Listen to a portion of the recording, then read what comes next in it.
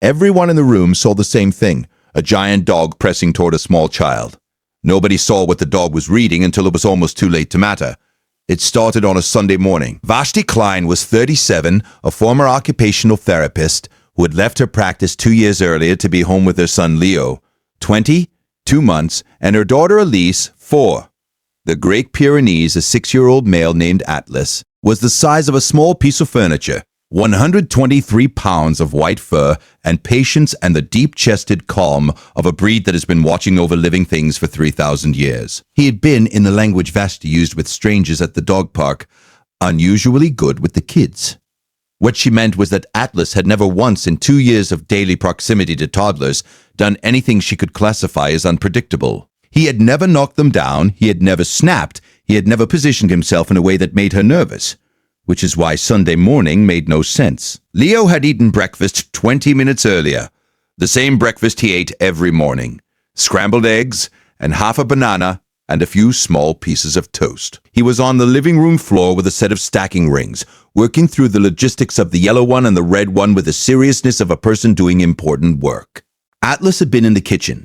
At 9:47 a.m., he walked to the living room doorway, assessed the room for 4 seconds, and then crossed directly to Leo and lowered his enormous head until his nose was at the toddler's face level. Leo looked up at him and went back to his rings. Atlas pressed closer. Vashti was on the sofa across the room. She saw the dog lower his head toward her son and felt the specific maternal vigilance that fires when something large moves towards something small. She watched. She was still watching when Atlas pressed his nose toward Leo's mouth and held it there for 3 full seconds. Atlas. She said it as a warning. He didn't move. She was off the sofa and halfway across the room when he did it again. Nose pressed toward Leo's mouth. Deep inhale. Held. Then he raised his head and looked directly at Vashti with an eye contact that had no uncertainty in it. She stopped. She had worked for 9 years in occupational therapy with children. She had spent 9 years reading the nonverbal communication of people who could not use words. She knew what it looked like when an animal was trying to relay information and failing. She looked at Leo. He was sitting with his rings. He had stopped playing with them. He was sitting very still, looking at his hands. His left hand had a faint redness across the back, the kind that could be carpet friction, or heat, or the beginning of something else. She looked at his face. The skin beneath his left eye was slightly puffy, a perimeter of pink, barely there, easy to dismiss. She would have dismissed it. "Leo, come here, baby." He stood and walked to her, and she picked him up and felt the warmth of his body and looked at the skin below his eye and looked at his left hand and felt the back of her neck go cold. She called the pediatrician's after-hours line. The nurse practitioner she reached, a woman named Denise who had a voice made for crisis, asked 4 rapid questions about Leo's breakfast, his last exposure to new foods, any known allergies, any prior reactions. At the question about prior reactions, Vashti's memory surfaced something she had half filed and half forgotten.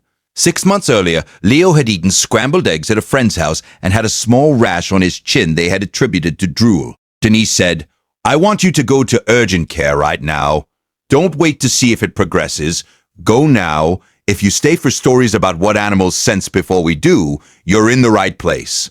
Subscribe so you don't miss the next one." In the car, Leo's left eye began to swell visibly. By the time they reached urgent care, 7 minutes, Vashti drove without looking at the speedometer. His right cheek had joined the flush. His breathing was not compromised. His airway was not involved, but the trajectory, the speed at which the reaction was building, was the information the urgent care physician, Dr. Sandra Park, read in the first 30 seconds of her assessment. She administered epinephrine at 10:24 a.m. Leo's reaction was an allergic response to egg protein, not the mild contact sensitivity they had perhaps noticed 6 months ago and filed under probably nothing, but a type 1 IgE-mediated hypersensitivity that had been building silently across repeated exposures and had reached, that Sunday morning, a threshold that tipped from manageable to systemic. Dr. Park said, "The window between first visible sign and airway involvement in a reaction like this can be 8 to 15 minutes, depending on the child. He presented here within that window. You made the right call fast." She looked at Vashti. "What made you check him when you did?" Vashti thought about Atlas with his nose pressed to Leo's mouth, holding it, looking at her. She said, "The dog."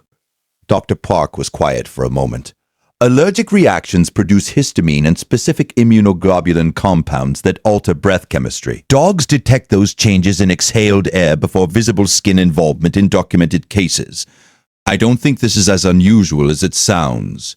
She said it plainly, the way professionals say things when they have thought about them before. Has your dog ever moved suddenly toward your child in a way that alarmed you that turned out to mean something you couldn't have known?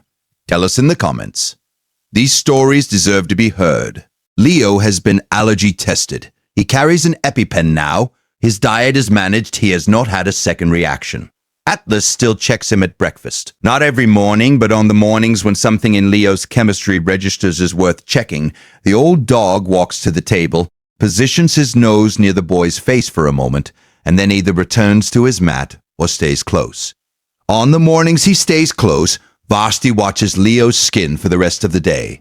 She has not needed to call urgent care again. She attributes this to the EpiPen, the dietary changes, the allergy protocol, and the 123-pound monitoring system that told her about Sunday before Sunday finished becoming something she could not have taken back. Every guardian deserves to be recognized, even the ones who never ask for anything in return. If stories like this matter to you, subscribe so you never miss the next one. Atlas lies on the back porch in the evenings when the weather is good, facing the yard, which is what livestock guardian breeds do. Position themselves at the threshold between the safe space and the outside, and watch the line between them. He has been doing this for 6 years.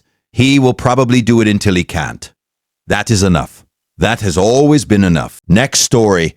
A dog who spent 45 minutes trying to tell a family something was wrong in the walls of their home, and what the fire marshal found when he arrived.